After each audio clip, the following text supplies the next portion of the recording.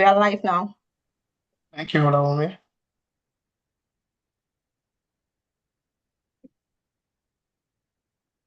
Okay, folks, we have quorum. So I will begin. I'll start off, of course, by calling the meeting to order and beginning with our land acknowledgement. The Halifax Regional Municipality is located in Mi'kma'ki, the ancestral and traditional lands of the Mi'kmaq people. The municipality acknowledges the peace and friendship treaties signed in this territory and recognizes that we are all treaty people. So for roll call for our members tonight, Councillor Young, I know you're with us tonight. Welcome. Ms. Carlotta sends her regrets. I don't see Howard Brown in the room. Kahinda, welcome. Renee, welcome. Taylor, I see you. Councillor Hinch, I see you as well. And as always, thank you for our folks who are providing us with support. Liam and Olawumi tonight. Ms. Tracy Jones-Grant, thank you as well for standing in for Russell. Russell, I hope you can hear us. Welcome to you as well. And also thank you, Kim, for taking notes. We'll start with the African Nova Scotian affirmation, please. Item 1.1.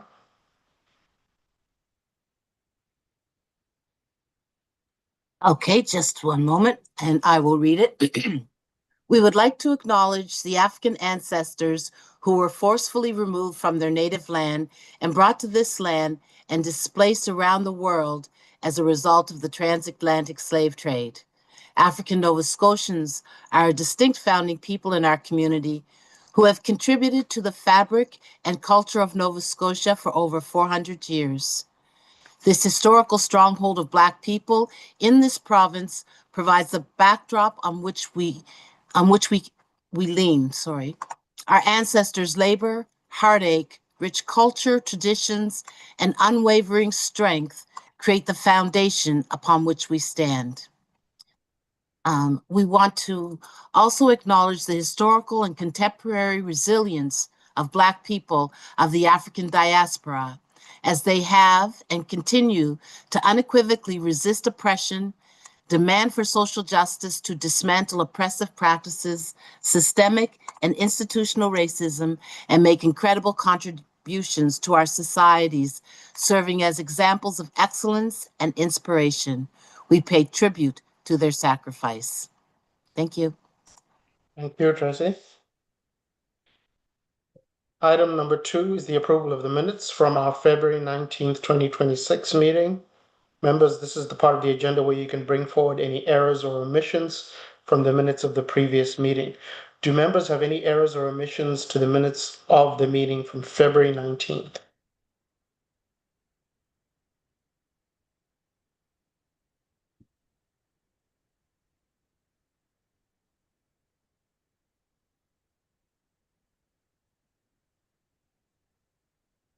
Hearing none.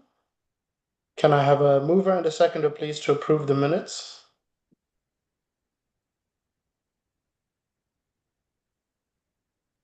I'll move. I'll second. Moved by Councillor Hinch, seconded by Renee. Is that correct? Yep.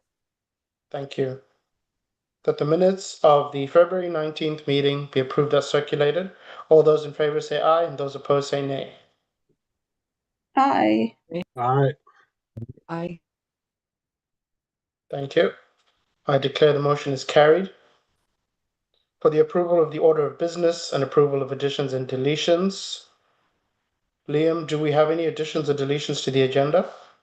Thank you, Chair. There are no additions from the Municipal Clerk's office this evening. Thank you, Liam. Members, do you have any additions or deletions to the agenda? No. Nope. Thank you, folks. If there are none, can I have a mover and a seconder, please, to approve the order of business as presented? I'll move again. Thank you, Councillor Hinch. The seconder, please, was that Kahinda? Renee. Oh, Thank you. I declare the motion is carried.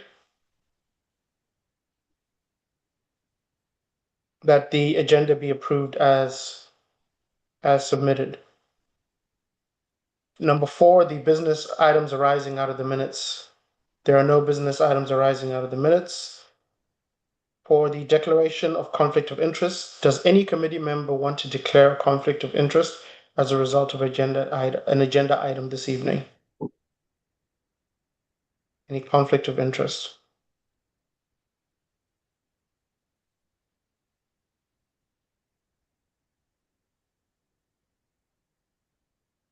Hearing none, we can move on to the next agenda item. Consideration of deferred business. There is none. In terms of correspondence, petitions, and delegations, Liam, has there been any correspondence received by the clerk's office? Thank you, Chair. No correspondence, petitions, or presentation requests received by the clerk's office. Thank you, Liam.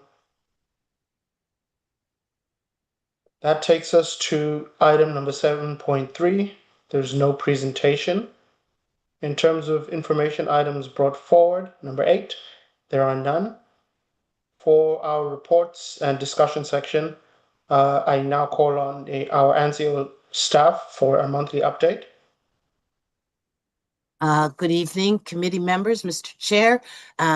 Just to let you know, we had a very successful Anti-Black Racism Awards event and ceremony. The full 100,000 was distributed to community, directly to community.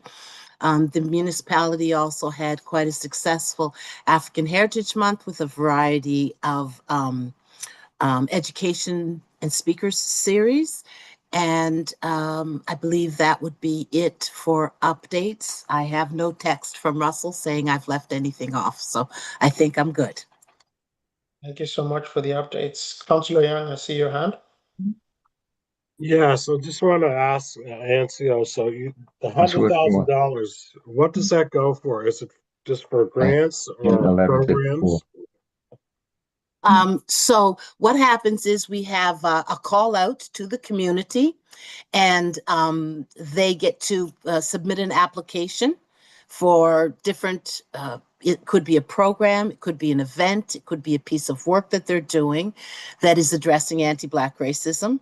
There is a review committee that includes members of our grants committee, the anti-Black racism team, and I believe this year it also included our 2S LGBTQIA coordinator, and then the grants are distributed to the community. So we don't dictate to the community what they should be doing. We have some guidelines as to what the money can be used for, but we don't say, you know, they have to do this program or they have to do that program.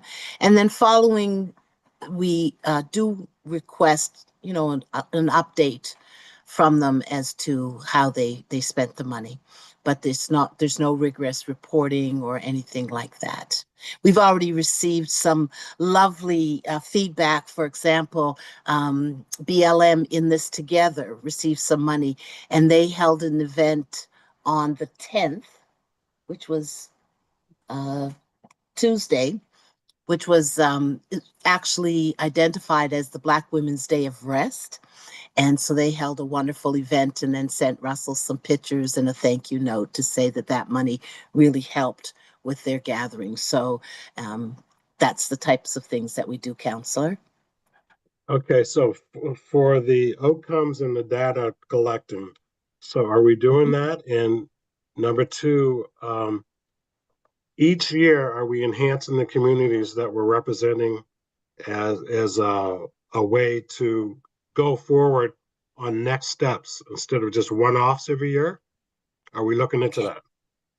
So as far as data, really the only data that we're tracking is who's receiving it and how much they're receiving. So that's the type of data that we're collecting. As far as a follow-up, you know, sort of, we've given you this money, what impact has it had? We're not really doing that. The purpose that we've kind of taken, or the direction that we've kind of set on this, is that so often when the African Nova Scotian community is looking at funding, there's so many strings and stipulations attached. We did not want to be providing money that, you know, required somebody to have a follow-up or those types of things. It's really at the community's direction, the community's need. So that's kind of that piece. So as far as your question about follow-up or stipulations, there's not that. Now, as far as increasing the number of communities, we do quite a bit of outreach, getting the information out to communities. When we're looking at distributing grants, we're always looking at a balance too. So we're trying not to make sure that the same community is always getting the funds. One thing I'd like to say to this group is we really would like you next year to push this, because we are finding that communities that know how to do the grants and things tend to be the most successful in getting the monies. And we'd really like to encourage more communities to apply. It's not a rigorous process. We're not looking for people's financial statements or those types of things. It's really, what is your story? What is it you want to do with this? How do you feel this is addressing anti-Black racism? Those are really the criteria. It's not got a whole lot more to it. I'm just reading notes from Russell. Yes, we're looking at what communities really haven't applied, and this upcoming round, we're going to do some dedicated outreach into those communities. Good. He may not be here, but he's driving me. He's telling me what I need to say. I said, so the reason for this questioning is everybody knows municipalities tighten up its belts, the province is tightening up its belts. So on the accountability end, at the end of the day, I think there should be a summary, some kind of a summary. How do you know? So I'm just going to start. Wait a sec. I just want, how do we know that people aren't collecting some of this and buying gift cards Okay, and so handing there it out in is, the community? yes. So there is a requirement. So Russell does follow up with all of the grant recipients to ask them what they've done with it. So we do get that report from all of the communities. So they do reporting. They send in a summary report of the project, the outcomes, and the impacts. So this is what Russell's telling me, and how the monies were spent. So we do get a report back, but we're not doing like, it's not as difficult to get an award. Now, Councillor, you also have to understand the awards are not great. It's not huge amounts of money. So the maximum somebody can get is 10,000, and then it can go down from there. There are things that we don't fund. So we're not funding rent for people or things like that. They actually have to be initiatives that they are doing in the community. The minimum is $500 that somebody can get. So there's a wide range. And I agree with you with all of that, what's happened at the province. One of the things that I was really pleased with was that this round of council, that these particular grants didn't get scrutinized in the sense of let's cut them, because they have been so meaningful to the community. We have seen them be from, small groups that are doing something, to Hope Blooms, to work that's happening in our communities. So we do get a report. The other thing that we do is we do produce a booklet that lays out all of the grant recipients and what their projects are. So we produce those every year. So last year was the first time we did our grants program, and we produced the booklet so that everybody anywhere would know here's what grants were awarded to the community last year. This year's booklet will be produced. We just had our event, so we are now with comms working on producing this year's booklet. I think, does that help to answer and ensure that we're being accountable with this? I really think we are, and the community is telling us we are. Right Can now, we, okay, go ahead. no, I was just wondering if it's possible, can we keep this on the agenda somehow for the next, grant, the next funding of grants, so that we can Mhm. make sure that we get out to all the communities? Also, We can the have L, Russell also do a presentation for you too. okay, but also the LGBTQ plus, is this their first time receiving the grant? It sounds like, or, No, that was one of my staff members who helped to review the grant. So we pull a committee of okay, HRM staff together. So that was one of my staff persons okay, who helped to review. I'm just okay. going to read the questions in the chat, if I may, Sorry, Mr. Joanne, Chair, I didn't mean to cut you off. Go ahead, Tracy.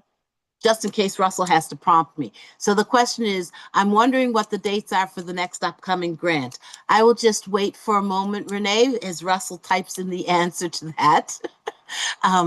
Because our next round, our next call out, I believe, is in September. But it will be, how can it be early 2027? He's talking about the awards event. No, we're talking about the call out for the grants when we do the call out. He's typing there. My apologies. Where's the awards event at? Where does Oh, that go? application goes out in the fall and the awards event is held at Halifax Hall. Okay, we must have Okay. missed that one. I missed it anyways, And the awards are given out every February. every February. Okay. I don't mean to hog the screen, but just one more thing before you go, Tracy. I'm just wondering, is there a portion of this amount that can be set aside for legacy projects? Maybe collecting history in a certain community, doing a film in a certain community, um, landmarks in a certain community. So we could do that and we could build on it every year as opposed to one-offs. That's just a suggestion. And I've made note of that. Russell's heard you. And he says, yes, if it falls under eligible criteria. But I think what you're saying is, can we perhaps look at a certain component of funds where we, in our call out, we say this is funds for a legacy project? Is that kind of what you're talking about? So that it's not just a one-off, it's something that we can help a community. You know, you talked about a landmark or a film or a history. So I think that is something that I can bring back to Russell, and perhaps we can look at how that can get incorporated. Okay, thank you. Just he has an answer here. Oh, yes. He said there is a lot of projects that focused on the restoration of community landmarks. So I guess some of the projects that were approved this year are looking at that. And you know what we can do? And I'm going to put Russell on the spot here. But when we produce the book, so that you know exactly what was funded for this year, I'll ask Russell to ensure that members of the committee get a copy. Thank you. You hear Thank that, you. Russell? I think that would be great because we got to look at it on a going forward strategy. Mhm. We've seen what happened in the province. There's no guarantee that that won't happen similarly in the municipality. So if we have something for accountability, if we have the data, then we, as the two counselors on this board or on this committee, we can fight for those. But if we don't have the accountability piece, Yes, the data piece, it's a lot harder for us to fight for that. I'm just I looking agree for the with you. future, that's all. Thanks. Thank you. Thank you very much, Mr. Counselor.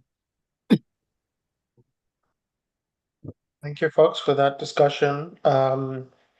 That's typically how we should be doing this NCO update. I love that it got so rich. Please do keep those ideas coming. Tracy, I just had one question there. In the reporting process, I suppose, when you're letting us know who was funded, what was funded, are you also in some way showcasing those initiatives? You know, perhaps giving those folks a bit of a spotlight to acknowledge the initiatives that are happening.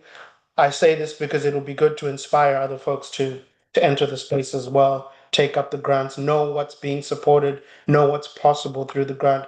Often folks shy away from grants because they don't think their project will be relevant or yeah.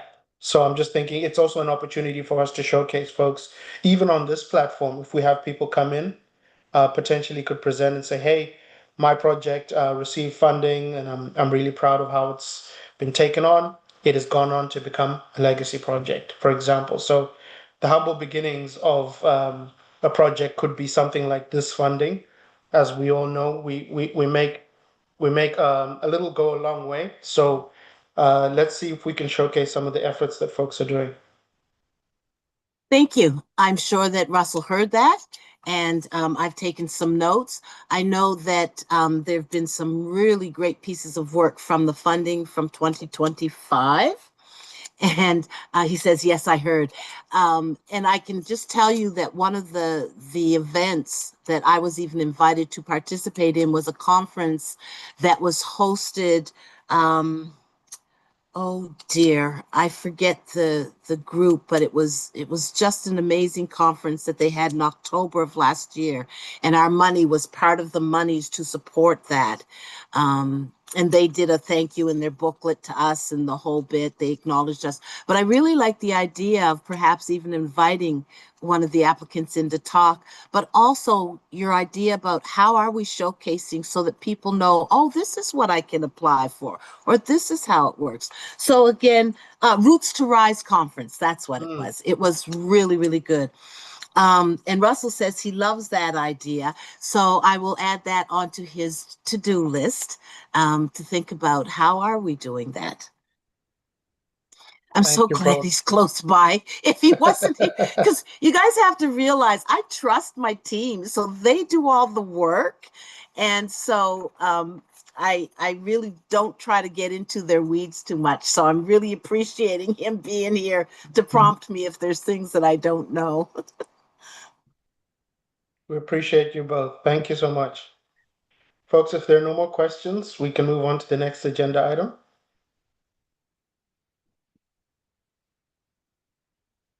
Next, we have committee member updates.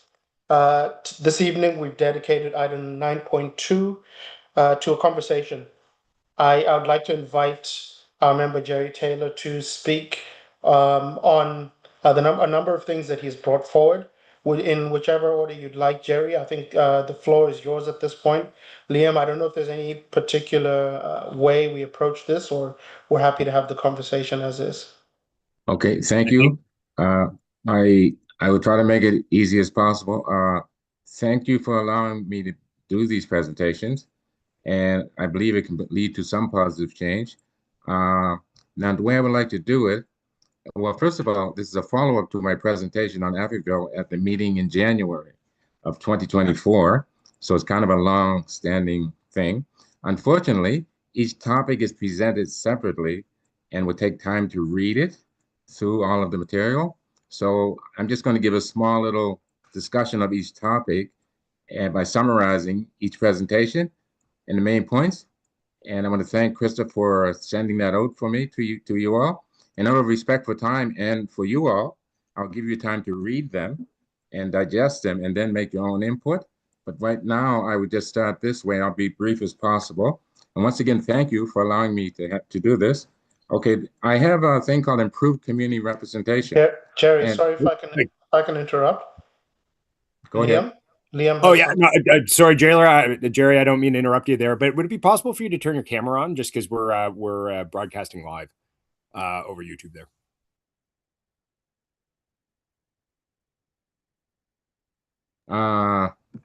Can you hear me? Unfortunately, my makeup didn't fit. My makeup didn't work, so I can't come on. I didn't have Okay. my makeup. I need, okay, I'm coming. Here we go. Okay.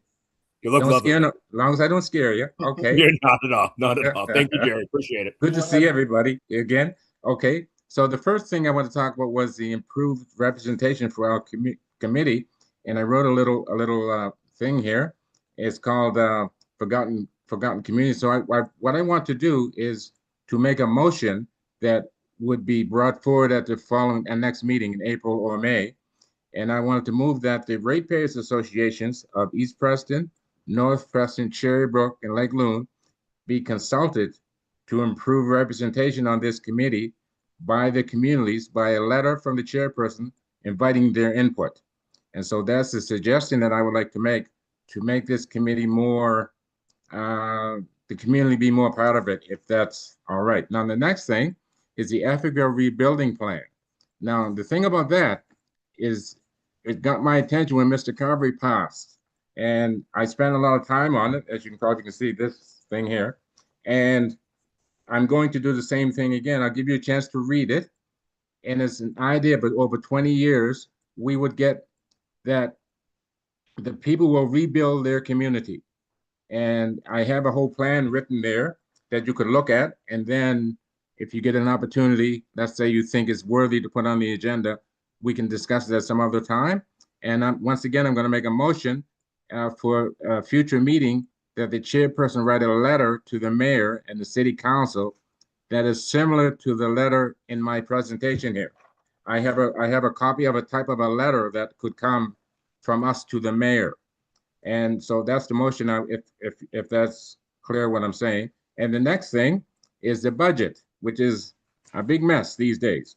And so the HRM budget proposal, I looked at it, and I know that the premier has backed up on some of the cuts, but I want to make a motion here because I noticed in the budget here, the HRM, people like Tracy and all the other people, they should not.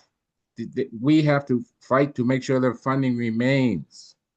And sorry, I'm not trying to pick on you, Tracy. What I mean is the Black community funding is the first to go. Now I'm going to stop and just go by this motion that I would like to make about the budget.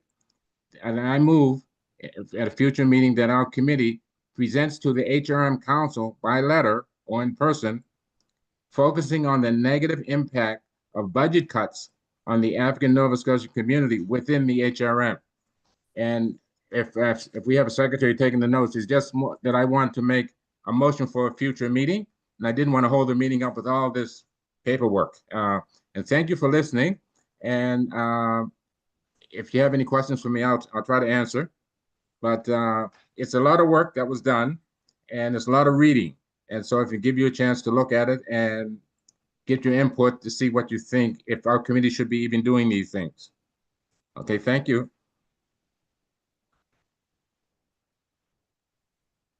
Thank you, Jerry. Thank you for all the effort you put into the package basically that came out to folks.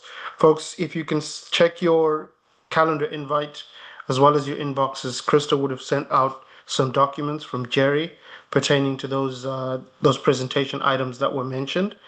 Are there any questions for Jerry right now? A lot to cover there. It's pretty big. Yes, if I could, one more little thing. It's the Mr. Carvery who passed away. It affected me personally, and he protested for 55 years. And I believe that we have to recognize that type of dedication to our situation.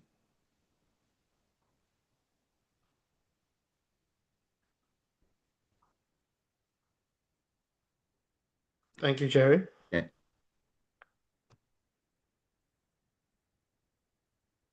Folks, any questions?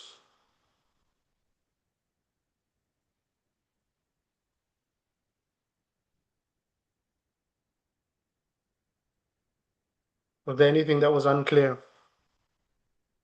about those discussion items? I have a question. Are you able to hear me? Okay, Yes. wonderful. Jerry, I'm just wondering if you can expand a bit more on your request to have communities East and North Preston, Cherrybrook, and Lake Loon come to the committee. I'm just wondering what you'd like them to speak on and perhaps how they're underrepresented in this moment. Okay, I'll just answer this way. Thanks for the question. There's communities such as Maroon Hill, Coal Harbor, Salmon River, Mineville, Africville, Campbell Road, and a few others that are not considered. And I think that we should go into our history and look at our communities that have been wiped out and surprise everybody by saying, okay, no, we still recognize them. And so let's say Montague Mines was a mine in Preston that the Black people discovered, but then they had a gold rush and they just scared our people out of there. But it still belongs to our community, and the people, the government is spending $33 million now to clean up the rocks and all that stuff over there while they ignore Africville. And, oh, I'm sorry, did I answer your question? I'm not good at this. Sorry. No, you're doing a great job, Jerry. Okay, thank you. You kind of have answered my question, I guess. Yeah, you've answered my question. If there's anything else that you think specifically that they could bring to us, that would be awesome, but also. Well, just on that note, the way we're put on the committee, for instance, we have ratepayers associations and other groups in the community that represent the Black people. I believe that they should be consulted. And we have a good chairperson right now, and he could go there and just talk to them and say, okay, do you have somebody you want to bring in? And then this committee would be actually part of the community. Gary, so if I'm understanding you correctly, you're saying we lack representation from, was it East Preston, Cherrybrook, and North Preston in particular? Was that your concern? Well, it's, and also communities, let's say Maroon Hill.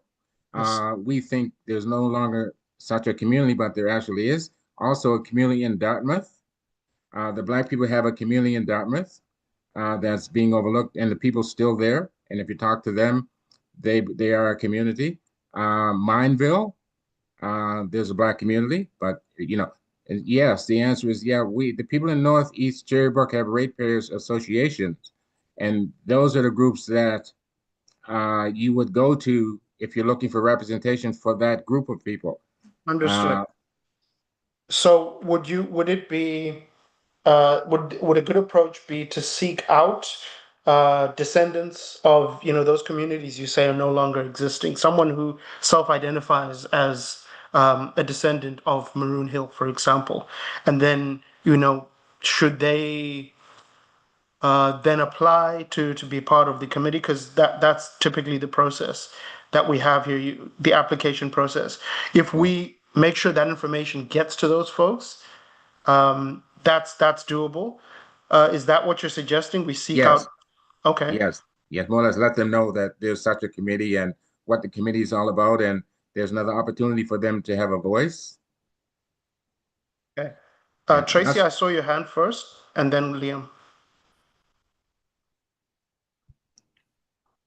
About that. I'm sure Liam can speak to some other pieces, but my question is to you, Mr. Member Jerry, are you saying right now people volunteer and voluntarily put their names forward to be part of the committee?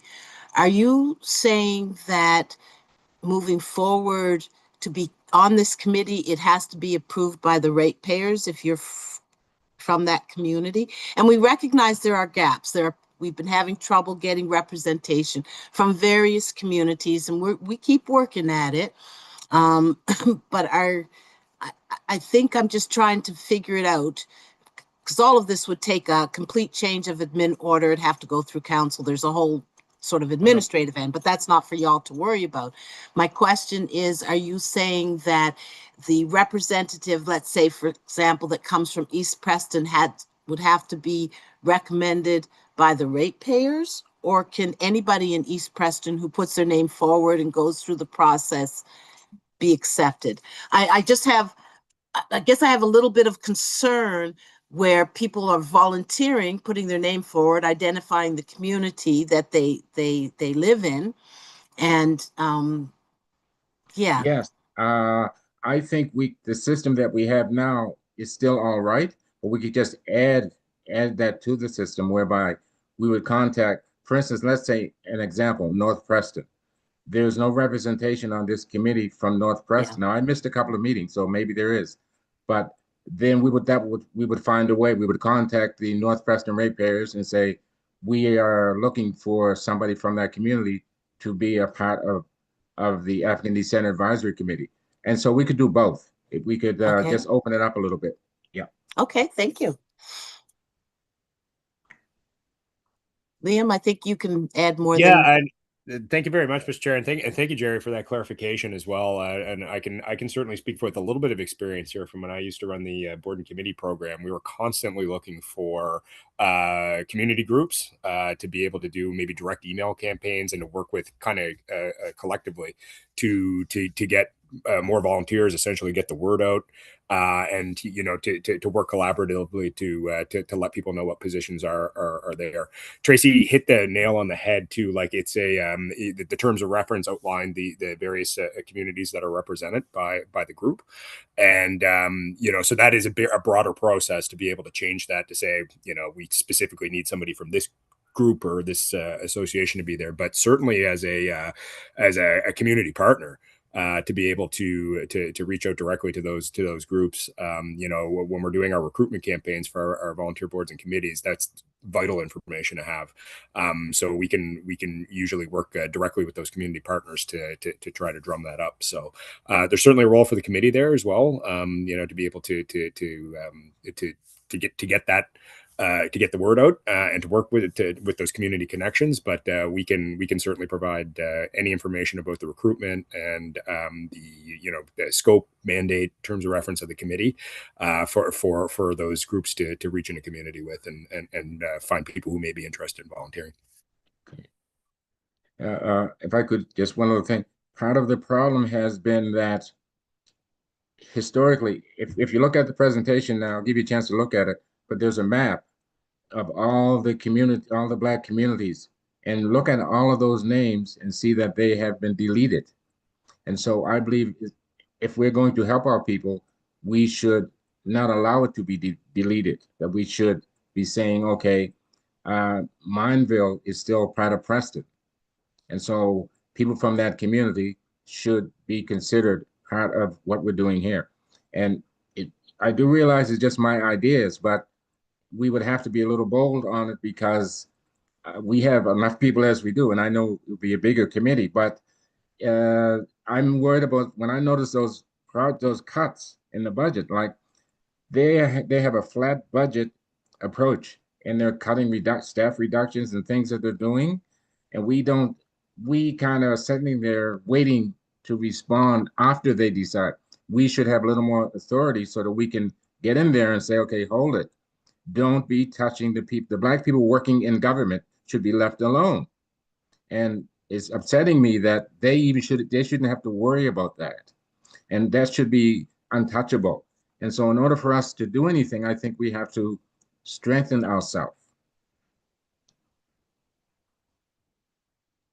Thank you. Thank you, Jerry. Folks, Okay. on the subject of budget and cuts, I'm sure folks out there have quite a bit to say. I'm inviting some feedback on that part that Jerry just spoke to there.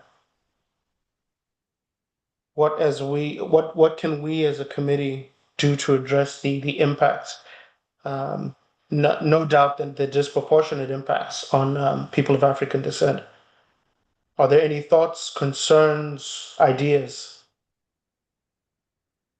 Well, just if I could throw this in, they're cutting $130 million in grants from the budget, and the Road to Economic Prosperity just wants $1 million. And so, is that part of it? Like, they're not telling us. So the thing is, why are they cutting so much money out of the budget?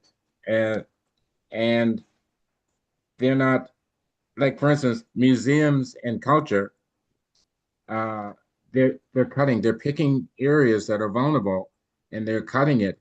And yet they have us on a committee saying, okay, we are to explain the impact that their behavior has on Black people. So right off the bat, we know that's going to hurt our community if they cut that kind of money. And why is it that Black people are the first people to be cut? I believe we should write a letter to them to let them know they can't do it. Now, the premier would not have changed his mind if all of the brothers and sisters didn't get out there and protest.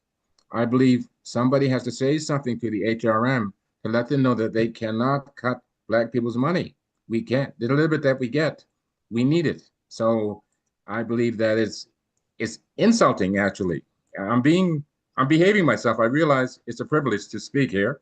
So, I want to be careful, but it's upsetting. It is. They shouldn't be allowed to cut people's funding like that. And I believe that the chair or somebody on behalf of this committee, well, yeah, the chair should send a letter to the mayor saying, okay, either we get involved in it with them to help them to do the proper thing with their budget.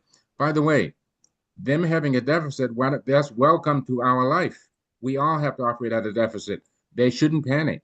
So we can help them with that. We can help them to do deficit spending and still have a life. And so anyway, I've talked a lot.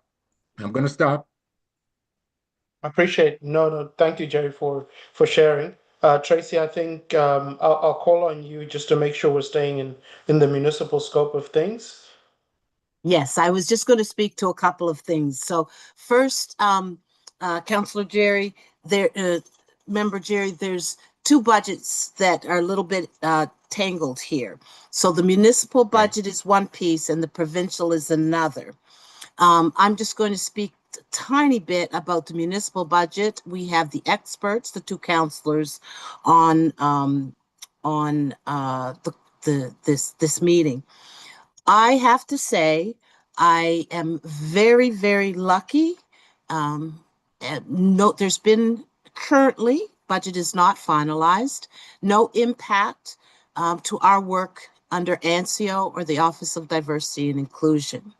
So the municipality has made the commitment so far that that work will continue. So that's a very good thing. Where I think you might be wanting to have more of a conversation is if you look at the municipal cuts, how are those particular cuts impacting persons of African descent? So I cannot sit here and talk to you about the specifics of municipal cuts. It was, for me, only 4 days, but for our councillors, many days of going through all of those pieces. There may be pieces that the municipality made a decision on that have significant impact on the African Nova Scotian community. I haven't looked at the budget through that lens. I was busy worrying about my own piece of the pie. The provincial cuts, to the grants and all of those things, as I said, council did not cut our ABR grants. Okay. So, we are continuing to support that work. I think perhaps Councillor Hinch or Councillor Young could speak to anything else. But I did want to reassure you that my office budget currently is going forward as it's been presented. Budget doesn't get ratified until March 31st. And I really just, have no complaints. Councillors, I hope you're hearing me because my office, I didn't lose any staff. I didn't lose anything. And I'm one of the lucky ones right now. Because of the commitment and the fighting that councillors did to ensure that we didn't impact the EIA. So I'll turn it over if either of the councillors choose to say anything.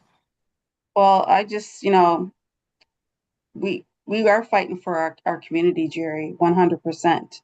We, with the road to economic prosperity, I mean, we did increase their budget, not to the amount that they wanted, unfortunately, but they did get an increase. So, I mean, we're still, I'm hoping at the end of the day, at the end of the month, everything gets ratified and we are fine. So I don't see anything happening with regards to the African Nova Scotia community. Now I am, you're concerned about other things like the children's bus passes and things, because that affects our community as well. Yeah. But then again, that's the province. The province did that as well. So I don't know if we can pick up the slack with that. I don't know what's going to happen with that. But yeah, I'm happy for what we did for our community. Okay. Going forward, I think we as a community must be more strategic. We must be more strategic. We must look for income generating So we can have grant stacking on income generating, legacy. This is the way to go. I'm just putting it out there for future, because data and summaries, that's next.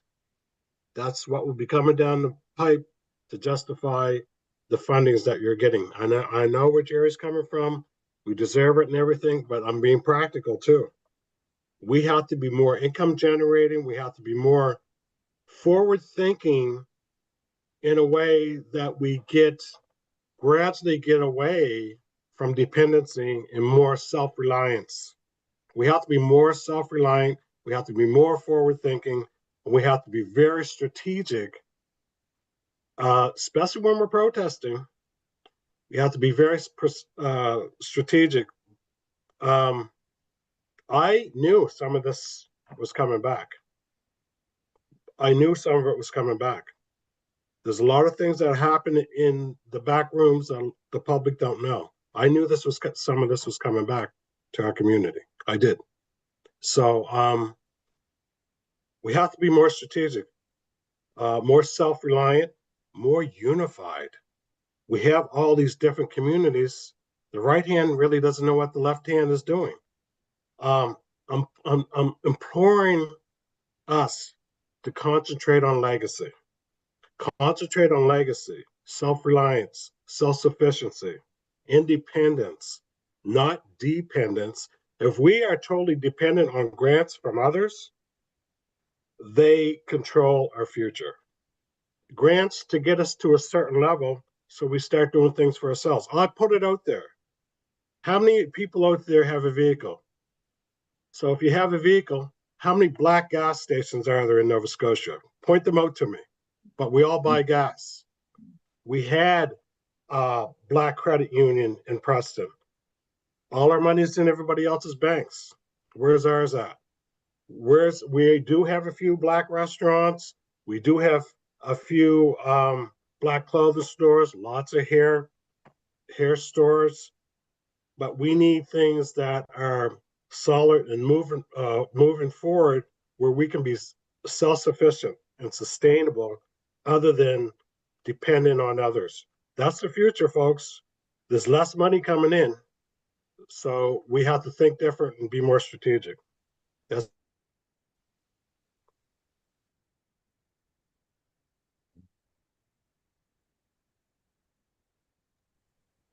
Thank you, Councillor. I saw some hands earlier on, I think it's related to this very subject. Taylor, I'm not sure if I missed you there. I didn't have my hand up. I'm sorry. That's okay. Just making sure I didn't miss. I think I saw you unmute or something. That's all right. Folks, municipal implications of the cuts. If you have any more thoughts on the subject, councillors, if you have any more insights you can share with us, just so we can make sure we are doing our part to support the folks for whom this is landing most, on whom it's landing most squarely. Please let us know what we can do. I think we have a responsibility as a committee, and anytime something like this is happening, I encourage folks to put that municipal filter on it and put that African descent filter on it as well, so we can start to think about just how this lands for us. It doesn't land the same for everyone, as we know.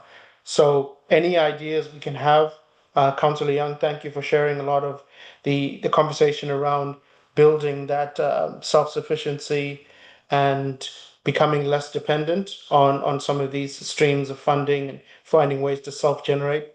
Those are the ideas we should be generating in this space and encouraging and supporting in any way we can. Again, remembering that our focus is municipal. So what can we leverage? What can we bring forward, bring attention to? I think we're still missing the financial literacy piece of it all. We need to teach our communities about financial literacy. It seems to be the piece that is really missing, and how to support one another. I would say that. And The maybe we can state- even have somebody to come in and do, or have a talk about it as well. I think Tracy had something there. Thank you, Councillor. I agree. I know I'm not a part of the committee and I'm supposed to keep my mouth shut, but anyways, I agree with you wholeheartedly, Councillor Smith, Councillor Hinch. My question would be, what organizations do that? So for example, is that not something BBI should be doing?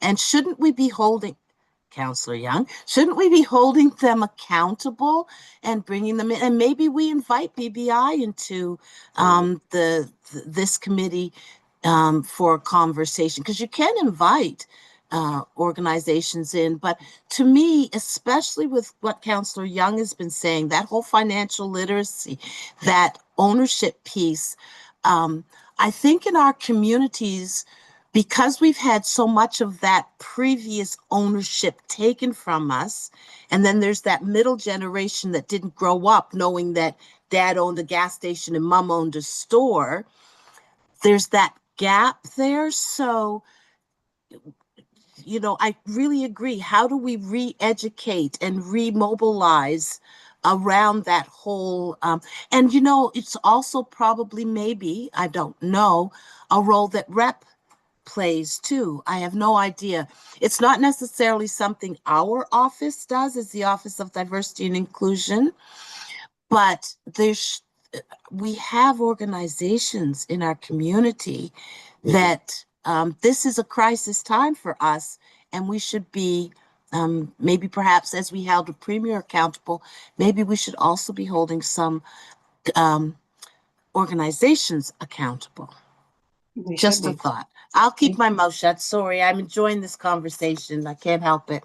I can't take the black off. See, that's the problem. We never ask you to, Tracy, please. It's all good. It's all good.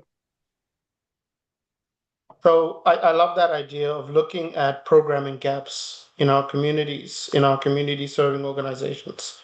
So that's one way to spin it, because as you know, I don't think we have a budget necessarily as the committee, so we wouldn't be able to do something purely on our own from our own efforts. But I think partnership, working with folks who are already doing related work, giving them the I don't know, whatever we can provide in the way of a platform, in the way of the ideas and the support and all of that.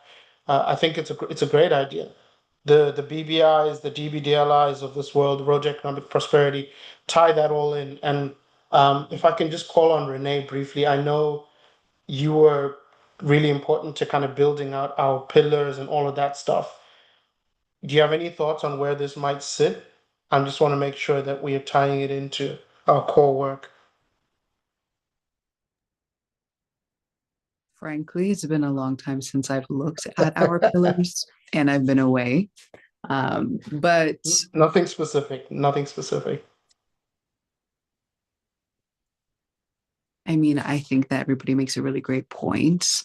I think it's for us to go back to our communities and perhaps look for those people who are already offering these services, whether that be their actual day job, and wondering if they have the capacity to hold like ongoing sessions in communities at community centers.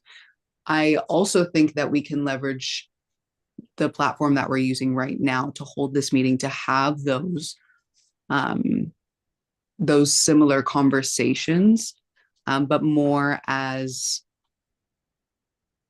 a way of just highlighting what is already happening. So perhaps we are able to invite, let's say, for example, not BBI, but maybe somebody else who does financial work or accounting to the committee. They come here, they tell us about what they do and what they think is important to consider.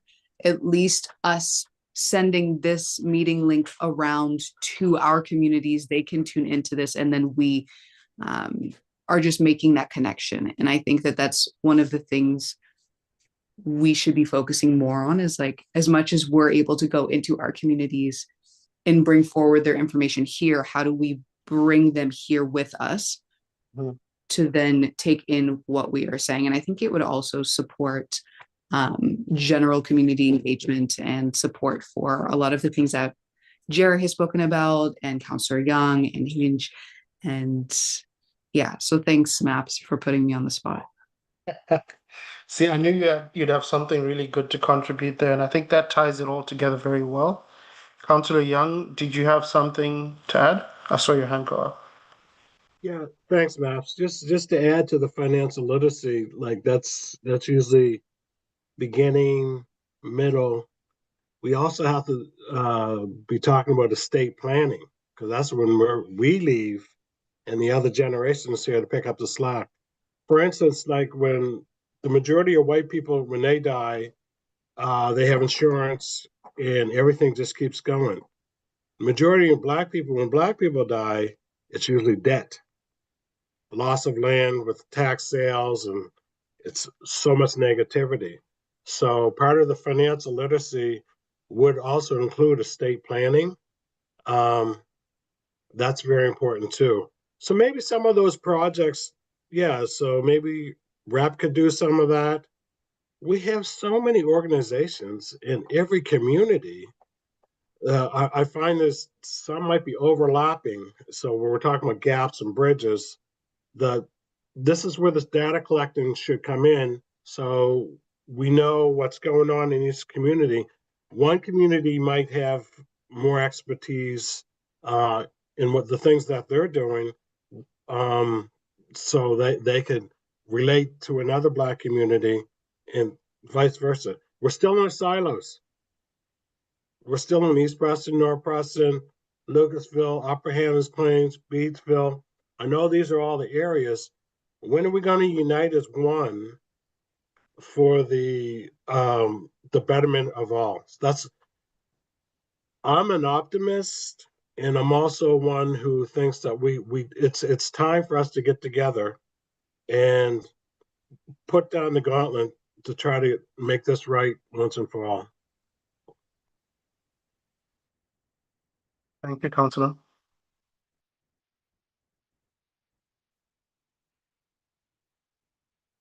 Folks, do you have anything more to add? I think we've covered all three items brought forward by Jerry.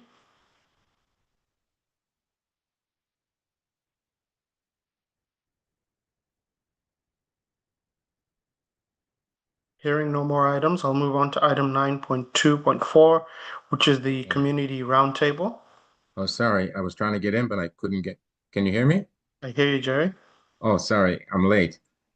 Before you go to the next item, I'm wondering what is the procedure? Is our committee, are you as a chairperson able to send a letter to the mayor, or is that something that's not done? That would be, if I remember correctly, it would be through the executive standing committee. Is that correct? So that letter would go through them to council and the mayor. Okay. Yes. All right. Thank you. What were your thoughts there, Jerry?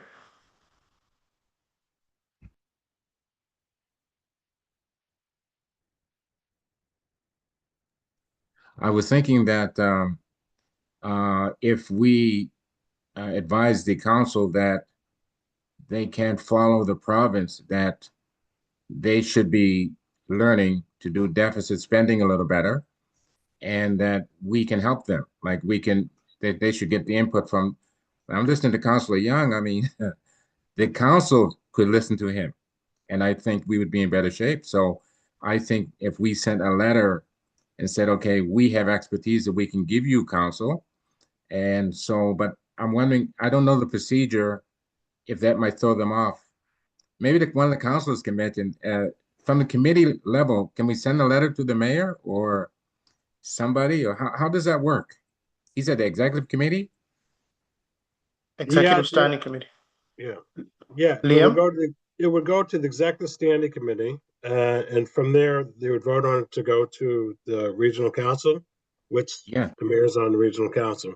I'm on the executive standing committee, so I could put that on the floor if you have a letter or whatever, and we could take it from there. But I think it would have to be a well-refined letter with high points that you want to concentrate on, not everything all over the map, but just precision things that you're looking for that will make it more feasible for it to be pushed through to the next level.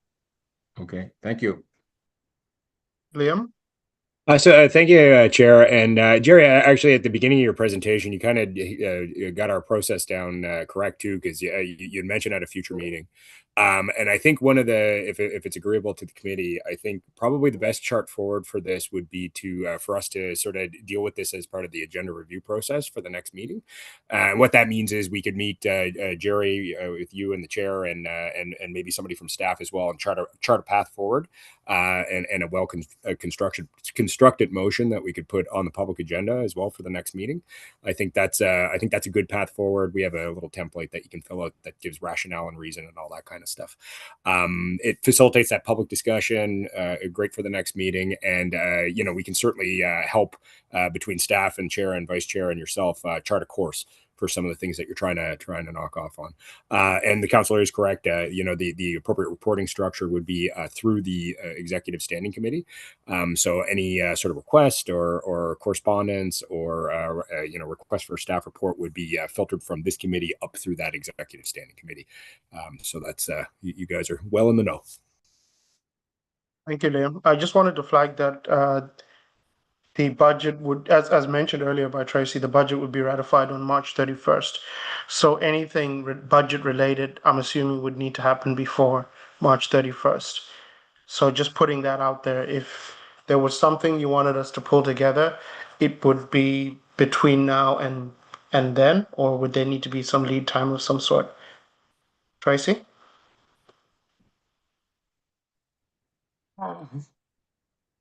Oh, sorry about that.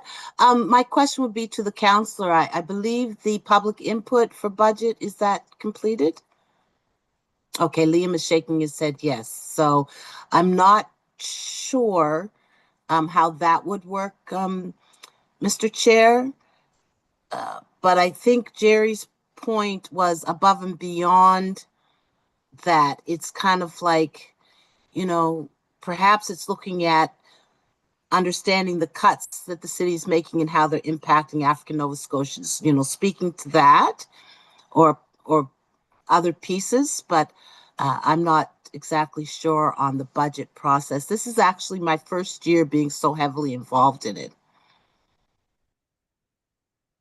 Thank you for the insight, Tracy. Appreciate it. Councillor Young? Yeah, just to follow up on that, Jerry, I think this would be part of the strategy that ADAC should be working on for next year. So if we get all our ducks in a row, so before the process of budgeting comes for next year, this would be already on the floor, the motion and everything. The timeline from now until the 31st, it would be rushed. I think you need time, spend some time with Liam and his crew and draft a really good motion. And in the motion, you can say it for the upcoming fiscal 26, 27, 27, 28. Please have these in consideration as it pertains to the African Nova Scotian community. And then you just go from there. And you could pinpoint maybe 3 things in that for consideration. And you can work out what things, Jerry, that you want to talk about with Liam. That sounds good, Councillor. Okay. Something just popped in my mind there. In terms of moving forward, so budget season and beyond, and this is directed to the councillors we have in the room, do you folks feel you could benefit from something like a tool, a set of questions, maybe 5 or so questions that would allow you to raise the racial equity impact concerns from a council decision? So say if I equip you with 5 questions, if questions that we would build together as ADAC, those are the questions you would raise whenever something like a budget conversation, something heavily impactful, and in that way you're putting the concerns of people of African descent front of mind for your colleagues. And then in future, the hope is that they would then adopt that as it becomes second nature. They start to think of things through this kind of system of questions. I'm asking that because, of course, I want to respect your knowledge and your expertise. I don't want to assume that you don't know how to recognize, the racial impact of these decisions. But there are tools out there, and I think it would be fantastic if we built something together that's specific to us and the people we're representing. Can I go, Matt? Yes, please. So with that, you hit the nail on the head. I think we have to be specific. If we say, and it's no disrespect to diversity, equity, and inclusion, we have to call it out as racial equity. You have to say what it is that we're looking to get addressed. You have to state racial equity. Otherwise, it falls under the umbrella of equity and it gets lost in the sauce. Racial equity, you call it out if that's what we're looking at. And then with reference, then add after that with reference to people of African descent. So you have to call it out. Otherwise, it just gets assumed under an umbrella of equity, which isn't necessarily the same as racial equity. These are all on the lines of being strategic maps. Right? Just working with what I've been hearing today, I think we've had a really fantastic discussion. I wanted to ask Tracy, where do you think something like this could live? I know it would be something that we would champion and of course help our counselors to utilize and build that kind of the muscle memory of asking these questions regularly. I know in the reporting structures we have with council, there's certain diversity lenses and things like that that over the years have started to be incorporated. Where do you see something like a racial equity impact tool set of questions living? Mr. Chair, so there's a couple of pieces here. Number one is there's been the requirement for a diversity and inclusion lens on council reports for all council reports. So I'm still trying to really make sure that that's happening. Number two, believe it or not, which was interesting, and we're still working through this, Crystal, oh, I forget Crystal's last name, but she leads a lot of our capital funding, all of those. Crystal has been working with my team and with Amy Siciliano at looking at a DEI lens on capital planning and budget planning. So we've begun some of that work. I forget what it's called, but this was raised. And so Crystal is taking it very seriously. So we're still working through what that would look like. The other piece that we have, as a tool is we do have our social procurement policy. So there's some tools that over the years we've been getting developed for the municipality. I do think a lot more work needs to be done on that. I agree with Councillor Young. I think I need to be a little bit more strategic, push a little bit more from our office, ensuring that these things are happening and moved forward, because the decisions that are made at the council level can have a significant equity impact. But I don't think we actually raise that or talk about that at the council table unless an individual councillor brings it up. So perhaps the work that my team needs to be looking at a little bit deeper is how do we ensure that this is happening? So I will raise this final piece. When I brought the diversity lens on council reports to council, the council of the time decided they didn't want it as a separate piece like we have risk assessment on reports, financial assessments. They wanted it kind of as a guide. And because it's a guide, it's not mandatory. So I'm not too sure if at some point it needs to be revisited so that it becomes one of those you must do's when you're preparing a council report, as opposed to we would like this done. But I'll just put that out in the atmosphere.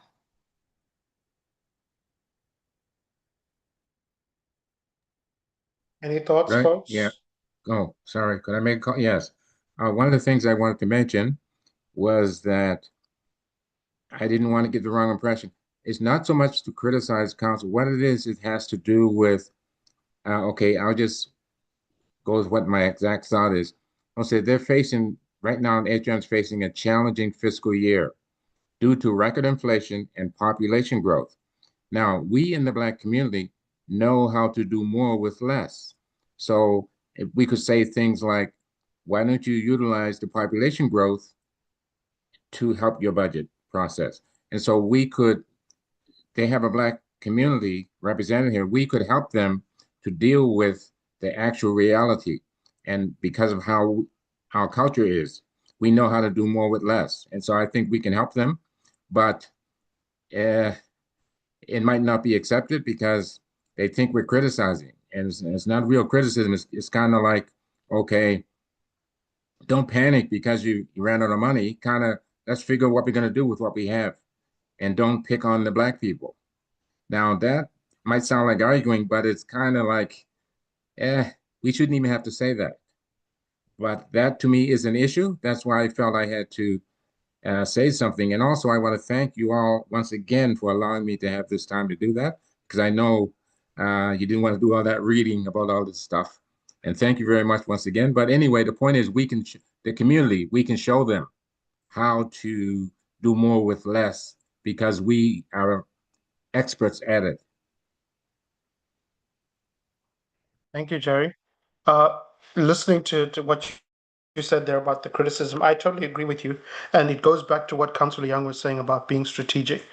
So we need to find creative ways to get the message across that sometimes the folks who are making these decisions aren't thinking about how they're landing for our people of African descent. And how we do that is we ask the right questions at the right time, early enough that decisions can be made thoughtfully. And I'm sure they would appreciate more than anyone how expensive it can be to try to rectify a mistake. So that's, we package it in a way that, we're helping you help yourselves from ending up in a situation where you're now having to do public apologies and, take back some decisions. So I'm sensing there's appetite for something like that. For myself, it's the motivation is coming from I want our councillors to feel supported and carrying a message from ADAC with them throughout the wonderful work that they do. So if this is something that we can build together, Liam, I'm not sure how would we initiate an exercise like that for our committee, assuming folks would like that. Again, two maps. I think it's kind of taking it away. We can engage Tracy and Russell and crew, and really kind of work out some of the things that that Jerry and the committee has brought together, and chart some courses for it there, right? So I'm more than we're happy to kind of messaging Krista on the side there, so she's well aware that this is coming. So we'll be able to sit down and kind of work out a bit of a strategy for the next few meetings to try to figure that out. Sounds like a plan for a plan. Thank you, Liam. Folks, anything more on that?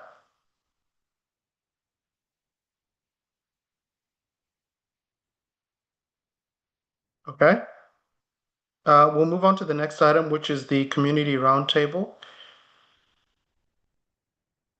Are there any items here for folks that you'd like to speak to or address?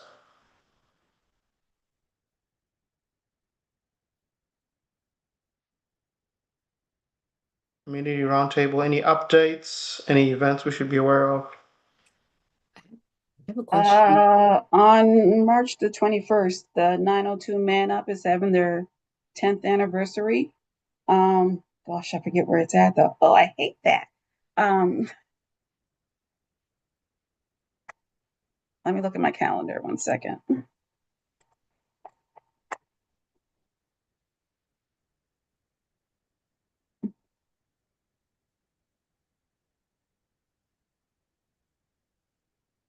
It's at the Halifax Marriott Harbor Front Hotel, Upper Water Street. And that starts from 5 until, it says 9 in my calendar, but normally it's probably till midnight. Since they have Asian New Groove playing. What was that date, Councillor? March 21st. March 21st. Thank you. Renee, I saw you unmute earlier on.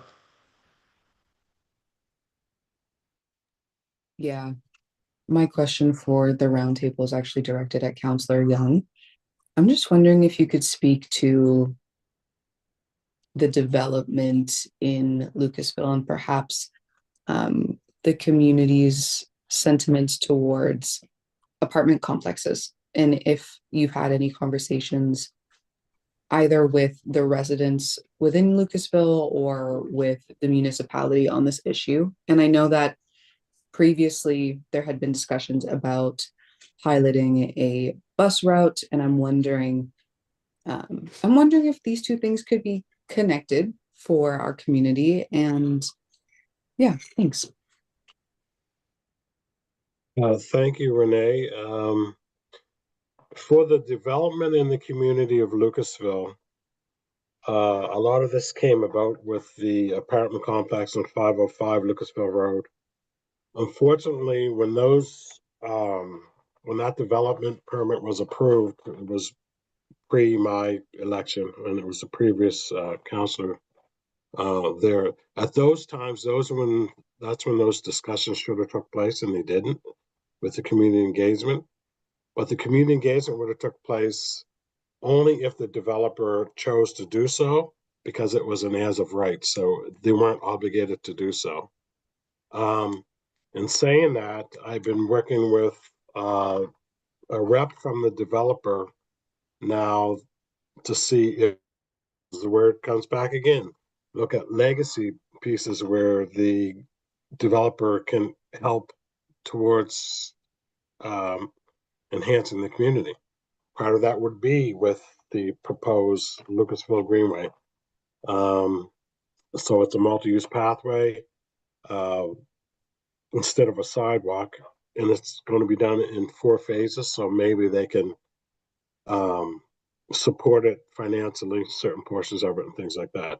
The other thing is on the other end of Lucasville Road, there's a Country Meadows complex. It's mostly for seniors with money. That usually negates a lot of us. So I'm still working with them to see if they can do some kind of enhancements in the community. I'm an optimist, so I don't go on what's already there. I go on not there, and maybe things can happen. With microtransit, I fought for that before I was a councillor. Before I was a councillor, I was the chair of the Lucasville Greenway Society, and we were fighting for the Greenway, the multi-use pathway, and that's almost to fruition now. And at the same time, we're trying to get transit in the community. So with microtransit, it's a concept where you go into communities that don't already have transit to try to get a loop in and amongst community to get to the nearest bus terminal. So it's a pilot project. It's hopefully we'll have the funding for it next year. And with the pilot, if it proves itself, then that's the process of we might be able to have transit in Lucasville and maybe the adjacent Upper Hannah Plains Road, and things like that. Do you happen to know like what the nearest terminal would be, if that would be Sackville or Lacewood? It'd be Sackville Terminal. Close proximity. Lucasville Road is 7.2 kilometers long. So it's closer to get to the Sackville Terminal than it is to Lacewood, based on the close proximity of the area. And there are other things too. The church which is legacy, the community center, which is legacy. I'm trying to throw this word out to the committee that that is the buzzword in the future for future funding. It's legacy. So thank you, Renee. So yeah, those are the things that are being worked on.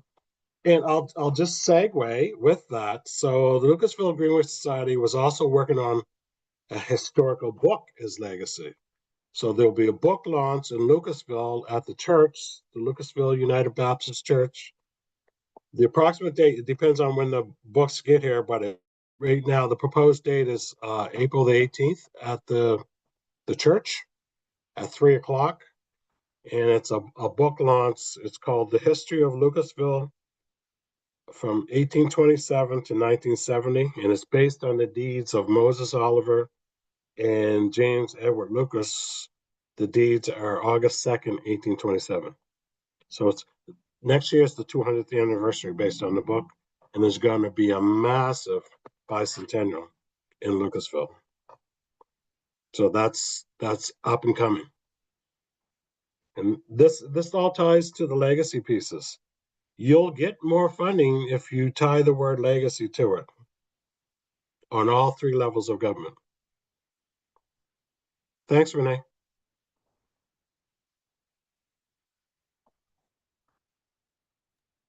Thanks, Councillor Young. Legacy and heritage. Those are the buzzwords in grant funding right now.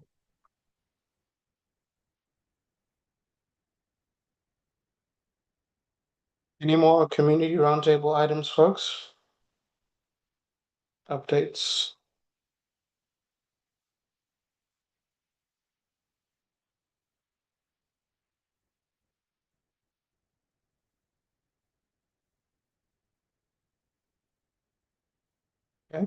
I have a question. Yeah. Just open floor. Does anybody have connections to Rooted or New Roots? Sorry, I can't see everyone. I'm just gonna scroll down. Okay. These are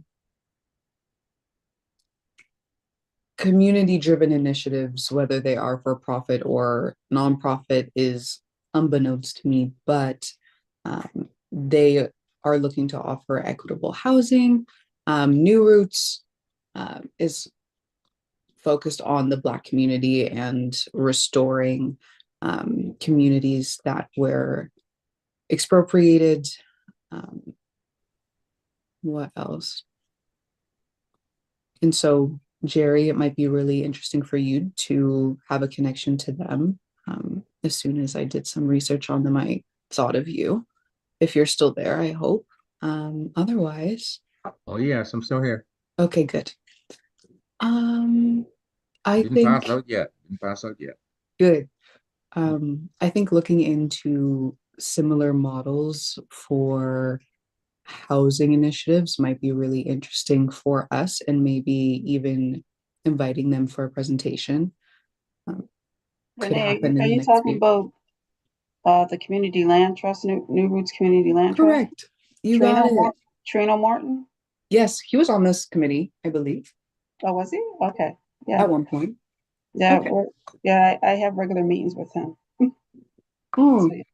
All right. beautiful. Maybe we can make that connection then. Yes, for sure. Okay, thank you.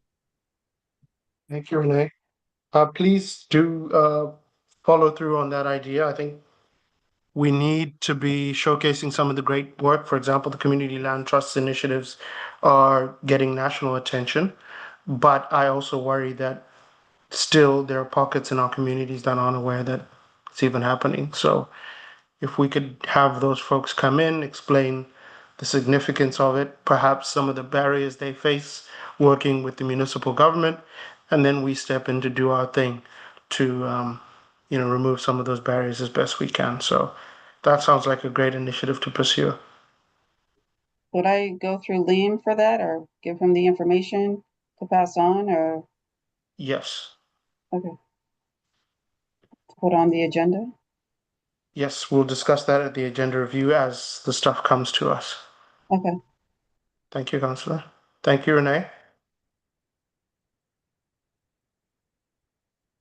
There are no more items for the roundtable. I'll move on to the next agenda item, which is added items. I don't see any added items. So the next meeting would be April 9th, 2026. Liam, I believe this meeting will be in person. Is that correct? Yeah, that absolutely we can make that happen to get it in Okay. person. So no problem at all. Okay, folks, the next meeting, April 9th, will be in person. Barring any weather concerns, which we hope not, we can always switch to virtual, but we'll make sure you know well in advance, and we'll do our best to account for that. Okay, the next item is adjournment. Can I get a mover to adjourn the meeting, please? Maps, before you adjourn, it says City Hall. Is it going to be at City Hall? The next meeting? In my calendar. Harbor East is usually Okay. over in Dartmouth. Yeah, Okay. All the right. calendar invitation usually will get updated, so Okay. don't worry about that. You'll see it reflect correctly. Okay. All right. Yeah. Thanks. Thank Do we you. need to be over there? Can we be at City Hall?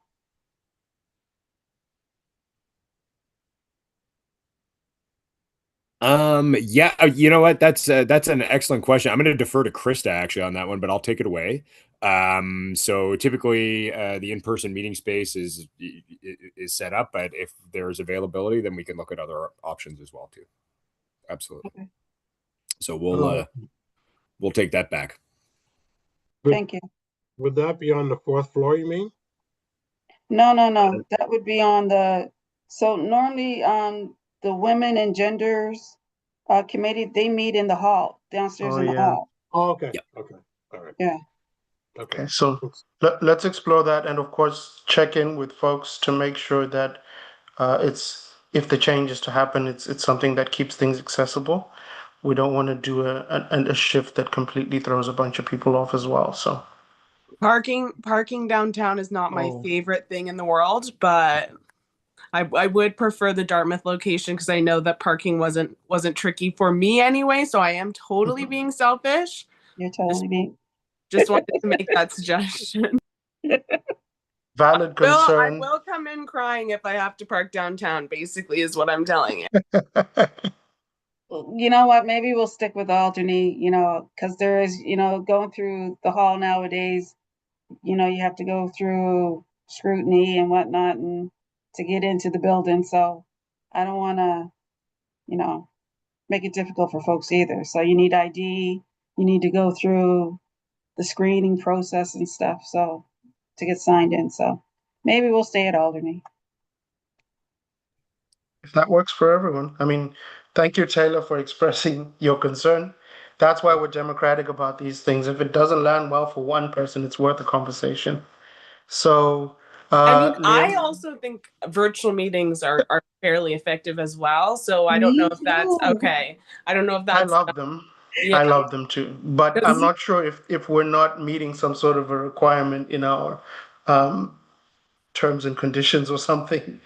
Liam, would it be an issue if we stayed virtual? It would not be an issue. No, we can. It's totally up to the committee. So if virtual, if people are comfortable virtual, that's something we can certainly put forward. If people want to meet in person, then yeah, I would say that the Harbor East space is already pre-booked for it. So that's the only reason why I would say that. But we can there's all kinds of options to make sure that this committee meets and can do its business. So is this something that we need to put up to a vote, or how does that work? I just want to make sure everyone is on board with staying virtual. Tracy? Maps, perhaps it's something you could discuss at agenda review, and then we Okay. can bring it out to the committee. Perfect. Will do. So for the April 9th meeting, can we settle on where that's going to be? If we're keeping it virtual, it's currently set up as virtual, I think. Mhm. Okay, so we'll keep it as virtual, but the conversation will be had at that next meeting. Wonderful. Okay. Awesome. Appreciate you folks. Thank you so much. Thank you. To adjourn the meeting, I'd need a mover, please. I'll move. Thank you, Sorry. Councillor. Thank you, folks. Have a good All right, evening. Night, night. Uh, Thank See you you. later. Thank Bye. you. Bye. Thank you.